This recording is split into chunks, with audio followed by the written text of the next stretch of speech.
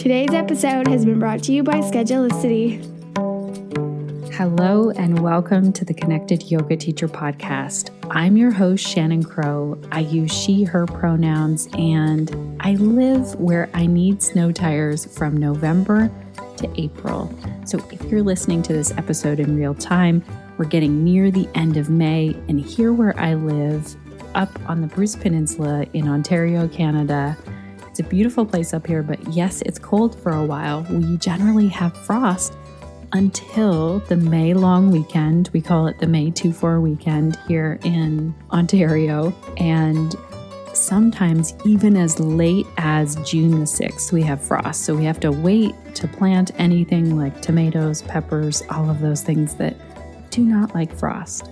I'm also a mom of three, a yoga teacher, podcaster, and founder of Pelvic Health Professionals. And this podcast was created for you because I get what it feels like to be a yoga teacher out there, either isolated or just wondering, should I do this? Should I do that? So each and every week, this podcast is here for you so that you are connected to both information, inspiration, and also support as you build your unique yoga business.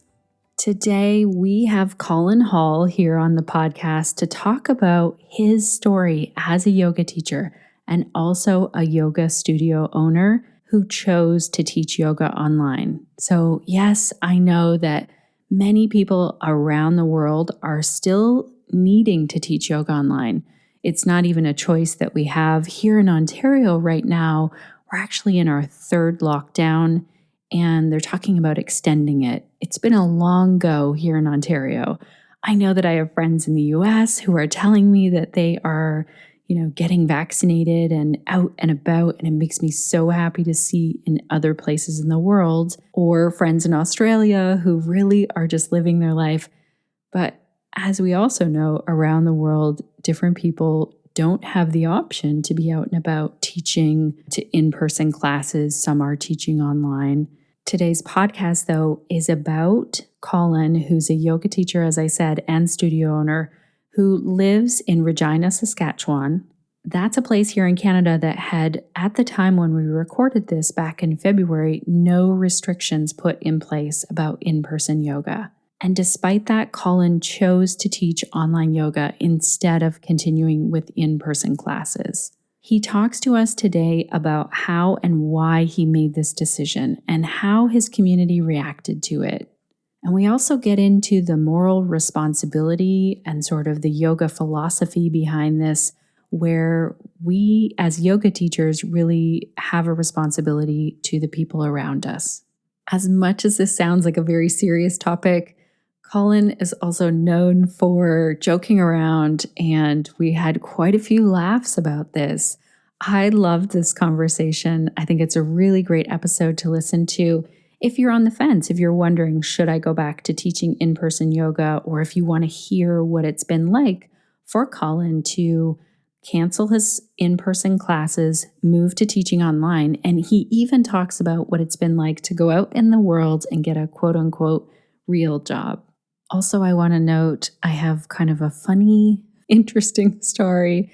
I'll save it to the end of today's episode about what happened when I was transcribing this episode using our transcription tool. Also, I'm really excited to tell you that we have a resource for you, a link where if you're looking for information on how to get started teaching yoga online or how to learn some new skills for teaching yoga online, we have compiled that all for you because we have a lot of previous episodes talking about this topic.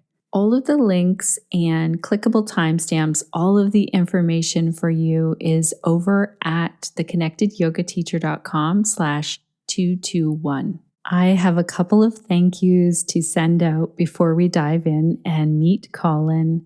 One is from Liza, who is a member of Pelvic Health Professionals. This is a place where anyone who's working with individuals with a pelvis can come together in a supportive community, and we learn the most up-to-date information about pelvic health in there. I'll make sure to link to that in our show notes. So Liza sent a quick note to me, and I wanted to share it here on the podcast. Liza said, "It's been such a wild year. I'm a young childhood educator and have only just now been able to dive into the pelvic health professionals' videos and content. I just wanted to send a note to say, wow, thank you so much. I am loving the information and the different speakers. I've been telling everyone I can about what you're building.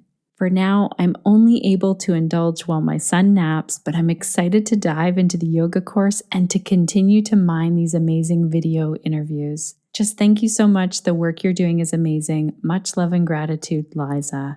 Thank you so much for sharing this feedback, Liza. I'm really excited. We're coming up to 2 years for the Pelvic Health Professionals membership. We almost are at 200 members now.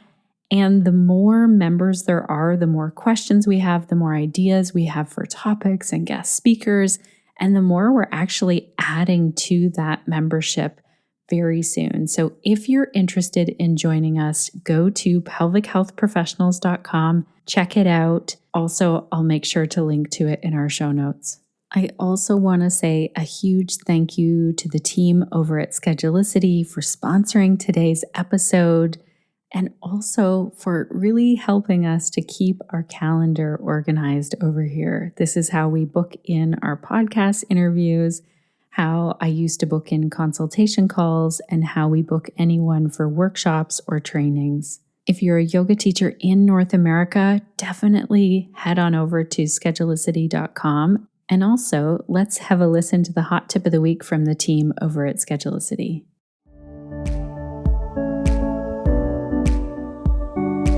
Hello, Connected Yoga Teachers. This is Katie with the Schedulicity Hot Tip of the Week. When you create an online yoga studio, you make space for a virtual community that can grow beyond the confines of any room. Managing your clients and getting paid can be the trickiest part of existing online. Remove the guesswork with Schedulicity and make enrollment, communication, and collecting payment as easy as taking a deep, cleansing breath. If you have one student that you teach in person or 1,000 signing up for live virtual workshops, empower them to book online with ease. Thank you so much, Team Schedulicity. Now let's dive in and get into this conversation with Colin Hall. Colin is the co-director of Bodhi Tree Yoga and Bodhi Tree Yoga College in Regina, Saskatchewan. He came to yoga in 1999, did his teacher training program in 2001, and became a full-time yoga teacher soon after. With a background in religious studies, Colin found the historical and philosophical aspects of yoga fascinating and began to integrate the many facets of yoga into his practice and his teachings. In 2004, Colin opened his own yoga studio, Bodhi Tree Yoga, with his wife Sarah, which he continues to run today. Colin contributes to the yoga world both through teaching and writing, and in addition to his regular classes at Bodhi Tree, Colin gives workshops and teacher trainings on asana and yoga philosophy. Apart from his work with yoga, Colin is also a lecturer at the University of Regina in Saskatchewan, Canada, where he teaches courses on yoga, religion, and sociology. One other really important thing to note here is that Colin also has a podcast on the history of yoga, and we get talking about that near the end of today's episode, and I'll make sure to link to it in the show notes. If you have more time to listen to podcasts right now, I definitely recommend going over to check this one out. Welcome, Colin. It's so great to have you here on the Connected Yoga Teacher Live. It's really nice to be here. Thanks for having me. Colin, tell our listeners who might not know who you are, what is the work that you do and who do you do it for? All right. Well, the primary work that I do is for my family. I'm a dad. I'm a husband and a dad, and so that's my main responsibility is to make sure that my kids are feeling loved and taken care of, and that's job number one. Job number two is really at Bodhi Tree Yoga here in Regina, Saskatchewan. And Bodhi Tree has been open for about 16 years now. We are a pretty small little community. It's not a huge studio. We have maybe 10 or 15 teachers and 50 or 60 classes a week. It's primarily just my wife and I running it together. And then I also work for Yoga International. And so for Yoga International, I write and I teach classes for them. If you're into checking out the Yoga International stuff, it's yogainternational.com/Colin Hall. And there you'll find a bunch of writing. I do yoga history, yoga philosophy, and just like regular yoga classes too. People can do stretchy things, but all of it with like a bit of a light heart. I try not to take myself too seriously. That's amazing. How many kids do you have? Just two. Just I have two. Well, that's yeah. lots. Yeah, I've got a 16-year-old and a 14-year-old. And I know you're just about to say, Colin, you look way too young to have a 16 and a 14-year-old. But it's all the yoga. It just sort of keeps this looking fresh. That's amazing. My youngest is just about to turn 16. So mine are 16, 18, and and 22. Almost 16, 18, 22. I'll keep them Wait, straight. it's my turn. You look way too young to have kids that old. See, it's the yoga. So 16 years of running a yoga studio. What made you decide to open a yoga studio? My wife and I lived in a city called Calgary, Alberta, for a number of years, and we were teaching classes. Both of us teaching full time there in Calgary, and my family and her family both are from Saskatchewan. We decided we wanted to move back, so we moved back to Regina, and we kind of studio hopped for a little while. And checked out. Basically, we're like, where do we want to teach? What's going to be our home studio? And we just didn't find one that had what we were looking for. There wasn't a place. At the time, I was, what's the word? I don't know, kind of an Iyengar dork. I just really liked, I don't know if mean is the right word for it, but I really liked yoga teachers that are kind of like a little intense. Classes are a little scary. I had a taste for that, and I didn't find that anywhere. I very fortunately have moved on from that phase, but yeah, I just didn't find what we were looking for. Sarah does yoga therapy, and she didn't find the yoga therapy stuff. So we're like, I guess we just have to make it. So that was why we opened the thing. Is just there. It looked to us like there was a bit of a gap in terms of what was being offered in Regina. We thought instead of complaining about it, we might as well just try to fill that gap ourselves. That's amazing. So then this December, I read in the national news that you were closing your yoga studio, even though the government in Saskatchewan wasn't telling you to. So what was that like? Well, it wasn't like much, to be honest. Like, I didn't think of it as a big deal. I felt like I needed to explain myself. So I made a post on Facebook just saying basically like, I know that the government said that we're allowed to be open, but I don't feel like it's safe. I don't feel like it's a good idea. I think that sometimes there's a very wide gulf that exists in between what you're allowed to do and what you should do.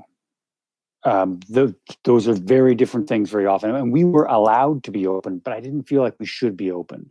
And I just wanted to explain that to our students and to our teachers. And I wanted to do it all in one fell swoop.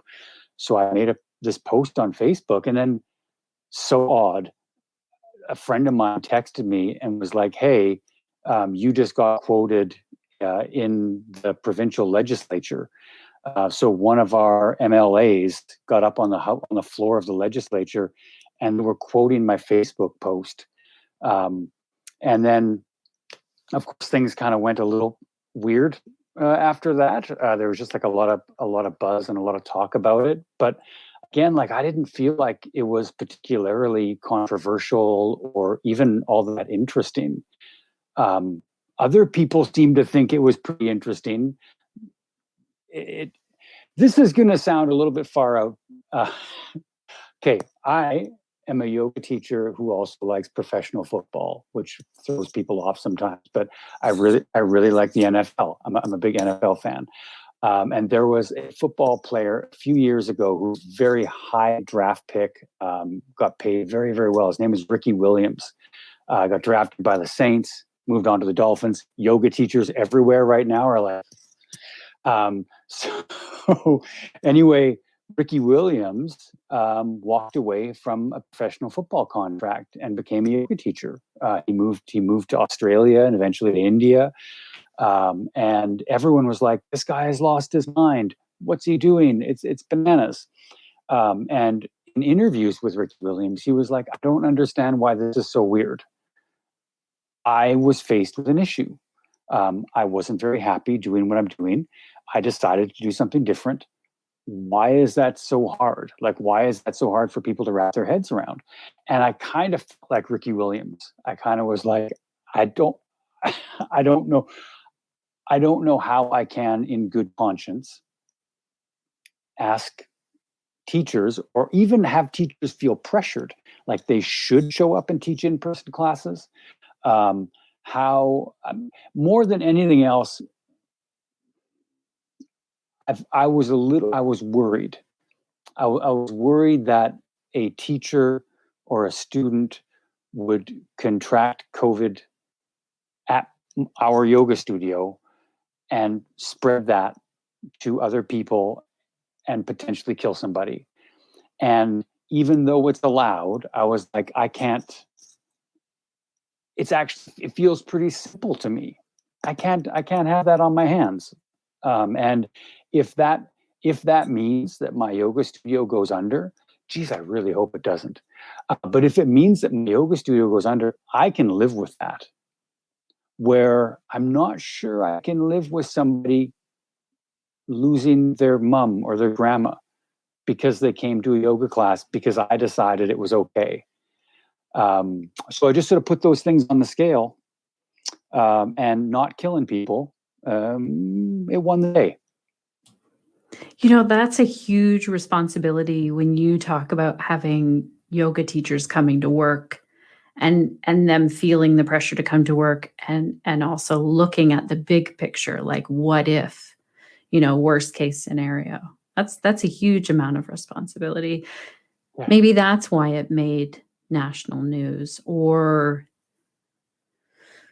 maybe there were a lot of other people having the discussion of like, why are we allowed to do these things? And there has been a lot of discussion on the other side as well. Why aren't we allowed to do things? How has it been since you made that decision? Well, I mean, yoga wise, I don't particularly care for teaching online. I don't love it. I'm one part yoga teacher, one part entertainer, and I'm not ashamed to say that. Like I feel like my classes are part stand-up comedy. I like the spotlight. And I know yoga teachers aren't supposed to say that, but it's true. I really enjoy stages and microphones. I'm having a great time right now. This is really what I enjoy. And so not having a live audience for me, it hurts, it stings, it sucks. I don't like it. So there's that. Business wise, we've been okay. There is enough people that still want yoga but don't want to do it in person. They actually prefer, I think many of them, to be able to be in their underwear and just be in their living room doing yoga. I think there's enough of those people around that financially we've been fine. Now, I should add, we do have some government support. So we have right now a wage support from the federal government, where they are paying a portion of our wages, not to our teachers because they're contractors, but to our employees at the studio, which is primarily just our manager at this point. But that has helped a lot. And there's also mortgage and rent relief available for small businesses. And so what I don't want to do is have somebody who's running a small yoga studio somewhere in the States that doesn't have access to any federal or state programs and have me be like, why are you still open? What's wrong? You know what I mean? I don't want to do that. I get it. If you take away those support programs, I feel like we'd still be okay, but just barely. Like it would be not good. It would be extremely stressful. And it's stressful as it is. It's been okay. Like I feel like yoga only very recently moved into yoga studios, like 100 years ago or so. So the yoga's fine. Like the yoga doesn't need yoga studios. The yoga is just cool. It'll keep on doing what it does because it has been for so long. So losing out on yoga studios, yeah, it's a downer, but kind of in terms of sort of if you're able to kind of step back from it and take a look at it historically, it's no big deal. It sure feels like a big deal when you're the studio owner and the studio is like potentially going to fold as a result of this stuff. Like that is, I understand that is a very big deal. It's stressful. It's kind of heartbreaking in a way because you know this. I think you probably know this better than most people do just because you spend a lot of time talking to yoga teachers. Yoga teachers aren't in this for the money. Very, very few of them are anyway. It doesn't pay well. There's no benefits. The likelihood of like commercial success, it's pretty slim. And even if you do happen to have what we call commercial success, I mean, what does that really mean in the yoga world? Like, not much. So people who have been teaching yoga for 10, 15 years, 20 years, 25 years, those people do it because it's a part of their personality. It's a part of who they are. And so there's more on the table, I guess, than the job. It really is. It's a part of someone's identity that when you're saying stop teaching in person, you're kind of saying to somebody, stop being who you are. So it's, I don't know that answers your question at all, but there was some interesting stuff kind of along the way. That answered so much. Connected Yoga Teachers, I am popping in here for a moment to tell you about something that I am really excited about. No, this isn't a yoga thing really, or necessarily a business thing, but for me, it's an everyday choice that I've made. And I reached out to this company because I'm so excited about it. And I asked them if I could tell our Connected Yoga Teacher listeners and get a coupon code. So right around when the pandemic hit, I thought, you know what, that's it. I've had enough of plastic shampoo and conditioner bottles. I feel like I'm not helping the planet by having these bottles. I've heard about shampoo bars. I did some research and I found a company that I absolutely love. And also my hair loves these shampoo and conditioner bars. The company's called End Hippie, and it's run by Amy, who's a fellow Canadian over in BC, Canada. And they're doing amazing stuff. Like, for example, their packaging is all compostable stuff, soy-based ink. They really are careful with what they ship or how they ship things. All of the products are vegan, and they even plant trees in different places like British Columbia, Africa, and Costa Rica. They are a company that is focused on having not only a carbon neutral program, but then also how else can they give back to the world. And so I wouldn't even be telling you about this if I didn't just love the shampoo bars. I love the way they smell. I love the way my hair feels. Even my hair person, who I've only been able to go see twice this year, told me how great my hair is looking. And it's because of these shampoo bars. I know it is. So the website to go to is thehighendhippie.ca. I'll make sure that we link to it in our show notes. And the coupon code is connected15. That'll give you 15% off. I'd love to tell you if I could choose like a favorite set.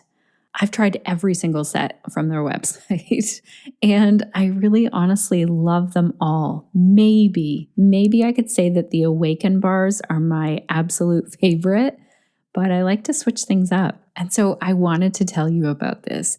Again, the coupon code is connected15 and it's the highendhippie.ca. So right now, what are the restrictions in Saskatchewan? Have they changed or increased since you closed in person? They increased a little bit. You now need to have 3 meters in between each student. So what that means in practical terms is that unless you are one of the sort of the bigger gyms in town, I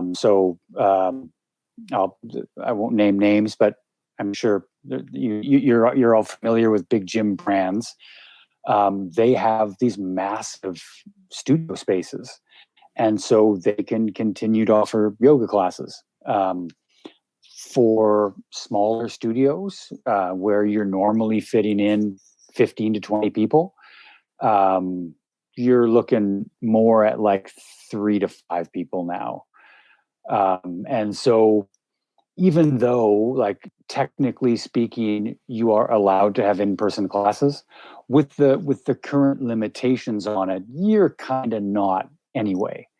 I mean, you can have 3 to 5 people in your class, I guess, if you feel like that's going to be good or beneficial in some way. But I mean, that at that point, now you're asking a teacher to teach in person and live streaming at the same time, potentially with a mask on.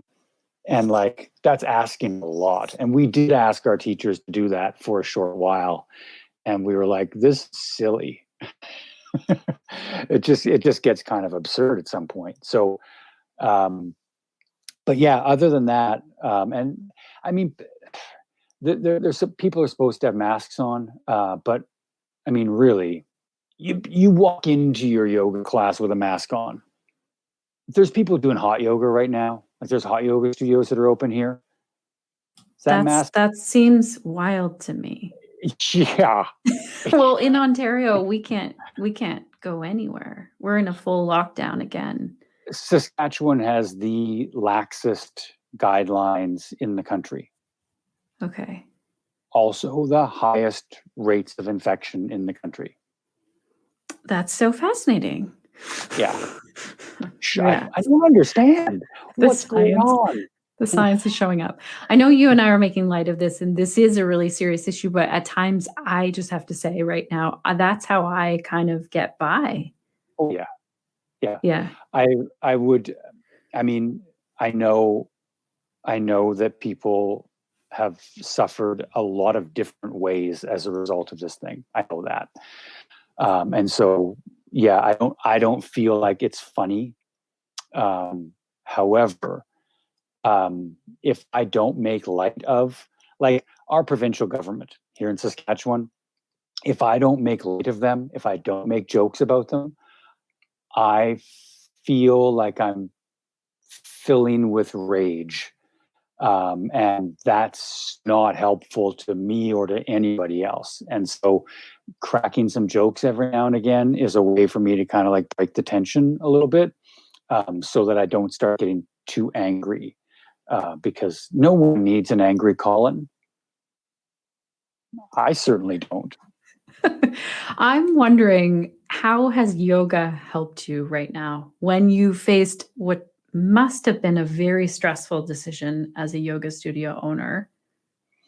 And then also just dealing with, as a human walking the earth right now, living in what we're in. Do you use yoga, and how has it helped? Well, I use yoga a lot. I give myself the same advice that I give my students all the time, which is that I feel like getting up early to practice for an hour and a half and like burn incense and whatever, like the whole thing, it's just kind of not happening right now. I don't have it in me. So I tell my students, fit it in when you can. Take little yoga breaks. So I had to get a job. I mean, I said the studio is doing well, but not particularly amazing. So I had to get a job for the first time in my life. This is weird. I'm 43 years old. I have never had a job. This is my first job. Really? I feel like I have a Seriously. lot of questions about that. How did you never have a job at 43? Well, I mean, I had like gigs, right? I've had a lot of gigs. I've done a lot of things for money, some of them regrettable. Uh, So many questions. Okay. but I've never had like a normal 9 to 5 with a boss and like, you know what I mean, where you're sort of like you have to sort of like clock in and clock out and all that stuff. I've never done that in my entire life, and I'm doing that now. But one of the things that I do in my job is I have to drive around a fair amount, and I'm taking a lot of breaks. So every time I stop the car before I get out, I turn the car off. I sit down, I close my eyes, I breathe, I relax. I just focus on down regulating so that every single time I step out of the car, I have practiced, not for long, but for a minute or two. And because I'm doing that a lot over the course of the day, cumulatively, I would say I'm probably meditating a good hour or so per day. But they're in these little moments, and so that helps me a ton. And the typical thing that I hear all the time is, "Oh no, you have to meditate for long periods of time. You have to, otherwise you're just digging 100 small little holes instead of digging one deep well." And that's a really nice visualization. Like that's an awesome thing to think about. I enjoy that. The the reality is though, um, I think all I need is to stop the momentum. So I get momentum. I get hustle momentum. I get um, worst case scenario momentum, where I start thinking and planning and anticipating about the things that could potentially happen. And these little meditation breaks, it stops that momentum. So whatever had been accumulating up to that point kind of stops. And I'm able to kind of go back to neutral, and it starts again. But it stops the momentum. And I find that more often than not, I am the calmest person in the room. Um, I'm the one at work that everyone just assumes is that super cool, relaxed, super healthy, psychologically balanced guy. They don't realize I'm on the brink.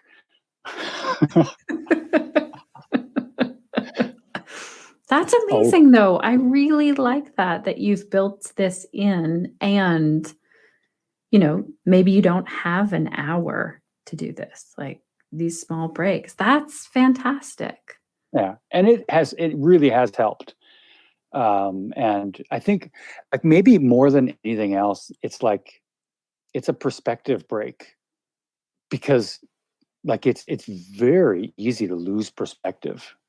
It is really, really easy to think that what's happening now is this like new reality that is going to last forever, and you are screwed. And I mean, the truth is, again, what's happening now is the only thing that's happening. And okay, yeah. Eckhart Tolle, whatever you want to throw at me, it's cool. I get it. You're right. The only thing that's real is the now. Yes. However, when I stop and just relax for a moment or two, I don't feel pandemic stress. I don't feel a lot of fear or anxiety.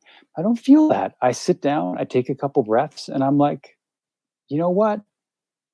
I'm all right, actually. things went weird, and I had to make decisions that were hard, and that has done odd things to my life. But here it is, it's happening. I did it. I don't want to get too philosophical about it, but it's a little bit of a Bhagavad Gita thing. You get tough decisions in your life. You get pushed sometimes to make decisions that you don't want to make. I don't want a job. It's the last thing in the world that I want. I want to be a yoga bum. That's what I am. It's in my heart. But, Arjun didn't want to go to war. Had to, right? Yeah. Had to. And so that little bit of perspective, I think, is so helpful. What's the, speaking of like living in the now, I'm wondering what's the plan going forward with the studio? Have your teachers, like, how has that worked out for your teachers? Are they continuing to teach online? Or some of them moving to something else? Are they, like, I sound like probably the worrying voice in your head every once in a while. I'm sorry about that. But what is the plan now? I feel like it is very difficult to make plans when things are so uncertain.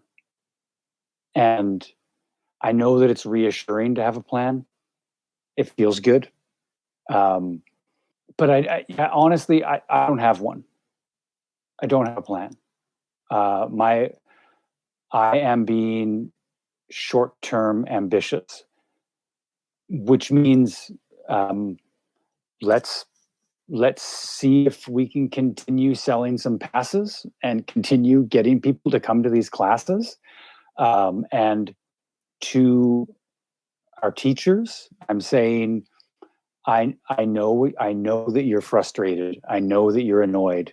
I know this is not what you signed up for. But I'm doing it too.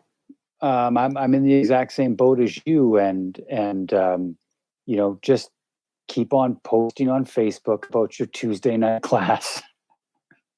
Keep on doing it. And that's all we can do at this point. I don't, I mean, I had, at one point I was like, you know what, we're going to rent out some space in a bigger building. And then in the spring, we're going to have outdoor classes in parks. And in the wintertime, we can do snoga, and we'll have cordon off sections for different people. And I had all this stuff. None of it worked. Like all of it was just like, no, you can't do that. And no, there's regulations against that. And you don't have the right paperwork for this. And do you really want to accept liability for that? And so I had to let it all go. And I feel like my plan is to just continue kind of scrapping away and hopefully at some point come out on the other side of this thing. I realize how much. I think that's really brilliant to say, I don't have a plan right now. What did you call it? Short-term ambitious? Is that what you called it? Yeah. Get scrappy right now. Keep going. Yeah. Let's see if we can survive February. I'm curious. Right. Both psychologically and emotionally and financially, can we get out of this month alive? That's a good goal. That's a great goal. February can be really difficult in Canada for those of you who are tuning in from sunny locations. I was just realizing today, I do have to get outside and walk. I hadn't walked for a couple of days. Mm-hmm. And then I realized, that's what I needed. When you talk about those short breaks and being a different perspective, it's very helpful. For sure. Connected Yoga Teachers, I'm jumping in here for a moment to let you know that one of our live listeners asked about how we can look at the philosophy of yoga with regards to the choices we make right now. And here is what Colin had to say about that. What I think we can learn from this pandemic, and a really good reason to close yoga studios, no matter what your government says, is that your actions as an individual, what you perceive of as your freedom to do whatever you want, is intimately connected with the lives of so many other people around you, many of which you don't even know. And so you may think to yourself, I'm perfectly healthy. Even if I get this, I'm not that worried. But you don't know what impact that's going to have on other people. So yoga studios are in many ways intimately connected, interdependent with communities. And what happens in those yoga studios will impact communities. If you are ideologically or philosophically a yogi, meaning you're not just doing it as a exercise, as a series of movements, as a movement practice. If you identify with that idea of being a yogi, probably you see the world as an interconnected whole. And part of your role then is to make sure you're helping and not harming, because anything you do that creates harm in the universe is harming you. I'm just going to leave it at that. I feel like I could keep on going on that one, and it's just going to get further and further out there. I appreciate that, though, that you're standing in. For me, it's like looking at ahimsa. You know, we all said that that's one of our 8 limbs of yoga, and we look at this of how we can take care of ourselves and our practice and our students and our communities and the environment. And for me, this has become part of that. I'm popping in again, Connected Yoga Teachers, because I wanted to summarize here. One of our members asked in the chat about how we are connected to other yoga teachers and studios. And they questioned the competitive nature that exists both pre-COVID and also now. Here's what Colin had to say about that. What are your thoughts on like that working together if we're all interconnected, like you just said? Because running a studio, like you see what the studio down the street's doing, and they just put a pass out for a little bit cheaper. And tell us about that. This is not the good answer. This is not at all what anybody wants to hear. But yoga is a community of practice. Meaning, if you do this practice, you are technically in the yoga community. So what does that mean practically? Well, it means that the dude with the wolf hat who has taken over the Capitol building, the wolf guy, the face paint wolf guy, the Viking, yeah, he's a yogi. Okay? Because we're a community of practice, there's nothing that really connects us in terms of philosophy, ideology, worldview, politics. There's no connection there. I know everybody listening right now should be thinking the same thing. But what about the Yoga Sutras? That's what you should think. Yeah, what about the 8 limbs? But I mean, the fact of the matter is, the 8 limbs, there were thousands and thousands of yogis practicing yoga who had no idea what the 8 limbs were for hundreds and hundreds of years, until somebody rediscovered that book, translated into English, and then said, this is the book. And then everyone goes, oh yeah, right, the 8 limbs. So yoga was a community of practice long before modern postural yoga, long before what we're doing now. There was very little knitting it all together. Now, that doesn't mean we need to compete with each other. That doesn't mean we can't collaborate and work cooperatively. And I sure hope that we could do that. Yes, absolutely. We should be thinking of each other as colleagues. We should be trying to help each other out as much as we possibly can, because we're interconnected.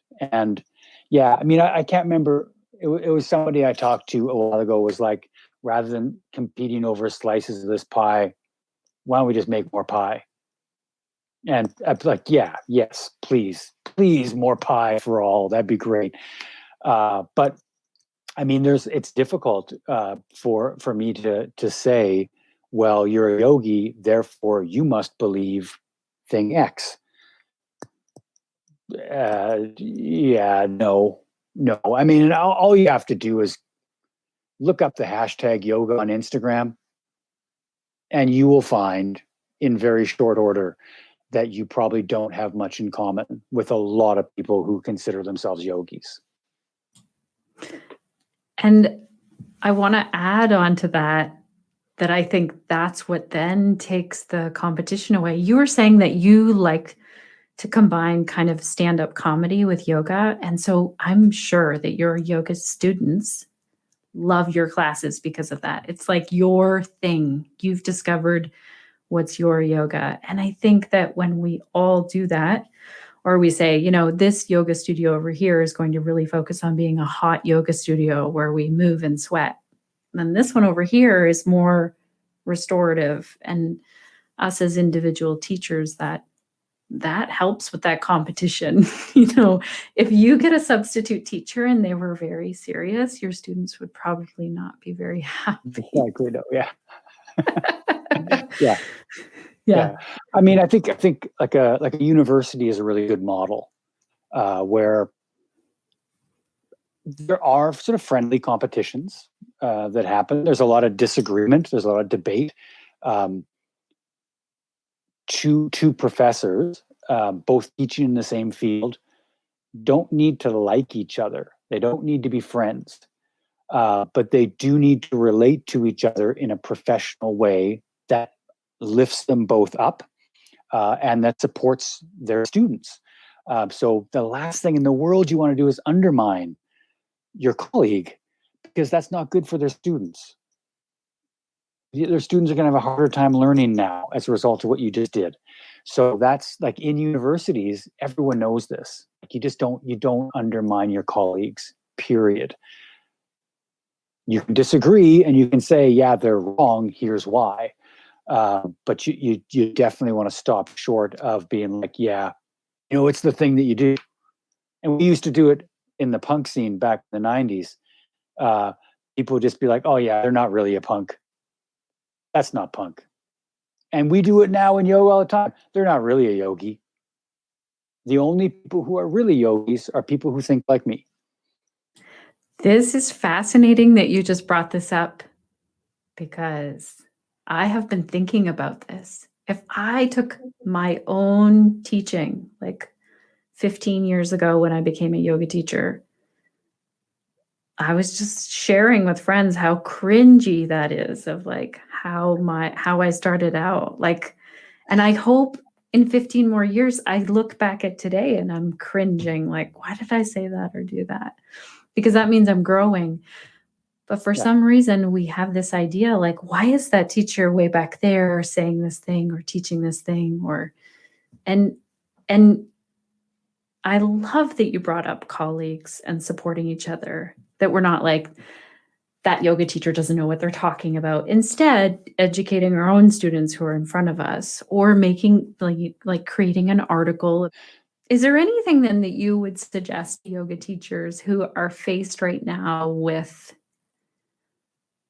you know, hard decisions around closing yoga studios, or possibly canceling their classes, or like you said, you're not enjoying teaching online? I know a bunch of our yoga teachers. I'm teaching a yoga teacher training, and for this next piece, I really want to be there hands-on, and it sucks sometimes. So any tips or words of advice for that? You don't need to teach yoga. You don't. I know it feels like you do, but you don't. I feel like yoga teachers, a lot of the yoga teachers that I've met anyway, are very thoughtful, creative, innovative. You know, they're very capable people. So if you absolutely hate teaching yoga online, start looking for work. I know that's harsh, but honestly, you can do it. And this pandemic will end. And when it does, you can get back to doing what you love. But right now, I think if you are tossing right now, if there's two options that you're juggling where you're like, I could teach online, but that doesn't spark joy. So the other option would be I can run in-person yoga classes. And you're like, and I'll do it safely. And I mean, hey, I just talked to a friend of mine in California. Her name's Sarah Aspel. Connected Yoga Teachers, I'm going to link to the post from Sarah in our show notes. I actually researched it, reached out to Sarah, and asked for the specific posts. And if you want to follow Sarah on Instagram, it's Steady Sweet Sarah. She's from Ventura. And so she's teaching outdoors with masks outdoors. And so if you can do that, right on, that's awesome. There's actually, if you want to check out her Instagram, it's funny because she posted a thing about not doing in-person classes indoors. And she had a studio owner go after her publicly and threatened to sue her. So yeah, she left all the comments up there on Instagram. If you want to go check it out, it's really something. So there are ways. I know I said you don't like it, get a job. I know I said that, but there are ways to teach in a way that's safe. It is possible. Where I live, it's not. It's not possible really to have in-person classes that are actually safe. And maybe, I guess it's tough because I can just imagine somebody saying, well, look at the number of cases that have come from gyms. It's not that high relative to other things. And yeah, you're right.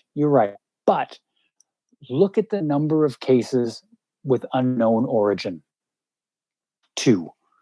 When you're doing that math in your head, look at the cases where we don't know where it came from. And that percentage, at least in Saskatchewan, is incredibly high. It's over 50% of cases. We don't know where the people contracted it. And it strikes me that a lot of those people might have been in gyms and they said, no, I was socially distant. I was wearing a mask, so it was perfectly safe.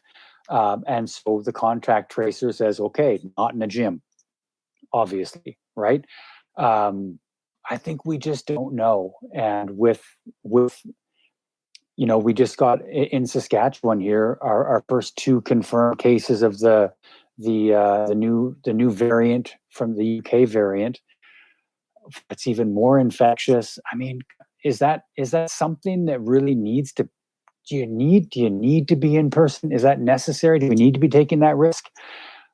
So yeah, lean on your creativity. And if you can do other things, if you can teach outdoors, right on. That's great that you live in a place where you can teach outdoors. Wow, congratulations. But if you can't, and you can't bear to teach online, I think just find something to sort of get you by in the meantime, and you'll be okay. I think this is fantastic. And sometimes I think we invest so much in being yoga teachers, so much in the training and the time, not just yoga teachers, but any career. And sometimes we haven't stopped and asked the question, is this what I really wanted to do? I remember working with a yoga teacher who walked dogs and taught yoga and was really wanting to build up her yoga business and was struggling to. And I said, what would you rather do, walk dogs or teach yoga? And she was like, I would rather walk dogs 7 days a week. I was like, why don't we do that then? Mm-hmm. She's like, really? But I became a yoga teacher. I would say if you love the other thing, like just figure out how to make that into a really sustainable business. So we also have a thread in the Connected Yoga Teacher group where you can share job opportunities. Like maybe that's another good thing as we can start to look like there are tons of companies now hiring because their online businesses are growing. So I think you're right. I think it's not a bad thing. Yeah. Someone saying, like, bottom line, we have a moral responsibility to our communities to keep everyone safe, not just as yoga teachers, but as human beings. And sometimes, some days I hate hearing this in my own head. Mm-hmm. you know, we had my kids over for outdoor Christmas, socially distanced, and everyone was like, "But you can get together as like with your kids before we had our lockdown." And I was like, it's just not worth it right now to make Mhm. hard decisions. I mean, I want to go see my mom and dad. Yeah, I do, and I'm not. yeah, That's worse than not teaching yoga, right, you know? right. And there are plenty of people doing worse. Whatever it is that you think is going to be bad as a result of not teaching in-person classes, there's lots and lots of people doing worse than that. And, you know, one of my closest friends works in surgical intensive care. Believe me, she's doing worse. Whatever it is that you think is going to happen as a result of not teaching in-person classes, um, Yeah, that there's people that have it worse yeah, by a long shot. You yeah. know, Someone was there's telling me they're getting a lot of comfort from like talking with their friends about what they miss doing because everyone has that in common right now. hell yeah. I miss like Yeah. I was watching You a know, movie the other night and everyone was at the bar, and I am not into drinking or going to bars, but I was like, I think I would do that like to be that looks around. fun. This was so great, Colin. I am hoping that some of our yoga teachers who are here go and check out your studio, maybe take some classes with you. And where can they find you? Yeah, so I'm not teaching much. Like I said, I got like a real job, so I'm not teaching many classes. But I do teach on Monday, Thursday, and Friday nights. So it's possible, and those are live streaming, which is like it's kind of cool because you don't need to be from Regina. Used to be, you want to take class from me, you got to come to Regina, and that's a Right. big ask. That is like. And nobody doing that. But now, yeah, you can just jump on an online class and take a class from me. So that's kind of fun. I'm teaching mostly kind of relaxation and meditation stuff right now. So yeah, bodhitreeyoga.com. If you click on our schedule, and then for on-demand classes, Yoga International. And I've got quite a few classes and courses that you can take. I've got like basically a bunch of courses for like people who are not flexible, just people that feel like they can't do regular yoga classes, and a meditation for skeptics course that's pretty fun. If you think meditation's all crap, I recorded a meditation course just for you. Um, so That's yeah, really fun. yeah, lots of opportunities. And if you like kind of dorking out on yoga history, the Yoga History podcast through Yoga International is it sounds weird to have the guy that wrote and recorded the podcast be like, it's so awesome, it's so good, but like honestly, it's so good. I worked with one of their recording engineers, and he sort of like worked with me for sound, and he's inserted like sound effects. And so the podcasts are like, it's not just dry, boring yoga history. There's a lot of storytelling. And to bring out storytelling, there's like sound effects that match up with the stories that I'm telling. So it kind of transports you into a different world. And it is season 1. I was so proud of it. I think it's one of the best things I've ever done in my life. And I like it so much that it's made it very, very difficult to write season 2. I feel a lot of pressure to perform all of a sudden. When does season 2 come out then? Or it sounds like it's dependent It's, on your yeah, writing? I'm writing it right now, and like they're very research heavy. So I do a ton of reading for each episode.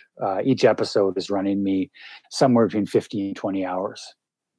And so where can we find this podcast? Because this is the first time hearing Oh, about it. I don't know why. yeah, well, it's on Yoga International, just on their website and on their app. It's also on Apple Podcasts and Spotify. Yeah, Okay. yeah, it's like I said, it's so dumb. I feel like such a jerk being like it's so good. I when think it's me. you're allowed to do that. If you think it's really good, then But I really do. Like, I really do. I'm just so proud. It's rare for me to phone my mom and dad and be like, okay, look, I know this is me talking to my mom. I know you don't really like yoga that much, but trust me, you just got to listen to this. Trust me, just listen to it, please. Oh, this is so great. I want to hear from our listeners who have heard the podcast or when they go and listen to it. I am super excited that we got to chat.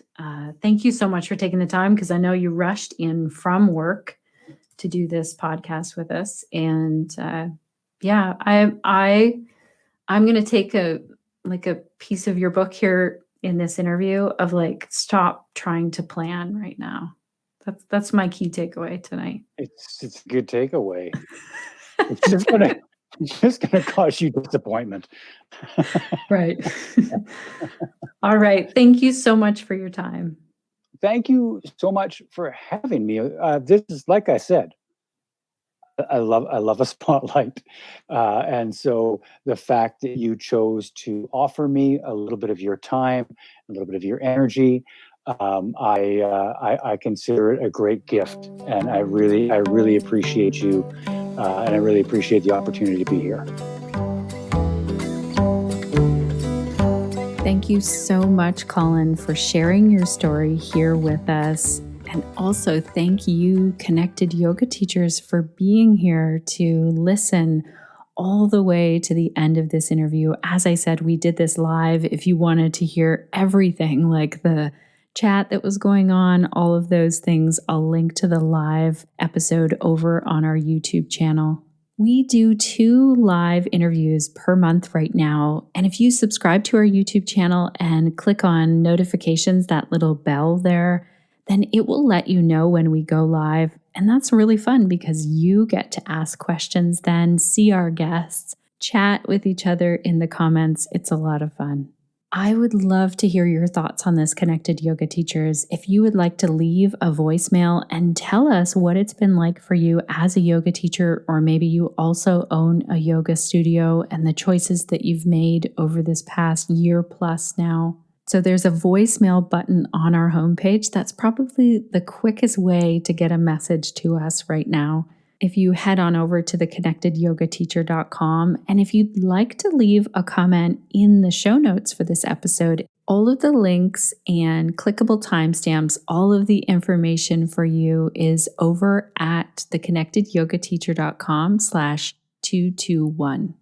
I am also going to share in the show notes an image of what happened when I went to use a transcription tool that was actually designed by my brother. My brother is a software engineer. Shout out to Conrad. I was telling him my struggles of transcribing our audio and what we were doing to send notes to our amazing editor, Suzanne, and he developed this transcription tool, which I have been using. I absolutely love it. I'll make sure to link to it in the show notes. But I also want to share a screenshot of what happened right at the transcription when Colin just kept mentioning Regina, which is exactly how Regina, Saskatchewan is pronounced, which is odd that it's not Regina. And so nothing can beat looking at this image of the transcription. I actually posted on Facebook, and quite a few of my friends had a good laugh over that. So I'll make sure to link to that in the show notes as well. In summary, what happened, as you can imagine, is each time Colin said Regina, it transcribed to vagina, and the sentence that it came up with was priceless. Before I close out today, Connected Yoga teachers, I want to give a shout out to everyone over here at the Connected Yoga Teacher team. They are doing so much behind the scenes inside of Pelvic Health Professionals, also here to make the podcast possible. And I am just grateful for them each and every day. I'm also so grateful to you for spending your time here, for investing it here. It's an absolute honor. I know that you are busy doing things out in the world, and you have chosen to dive in with your continuing education as a yoga teacher to show up each and every week and hear different stories and perspectives and information. And I just want to say thank you. And you know what I'm going to ask next. If you've been listening at all over the years, I want to know, connected yoga teachers, what will you be doing this week to stay connected to self, to your yoga practice, and to your community so that you can share the yoga that lights you up?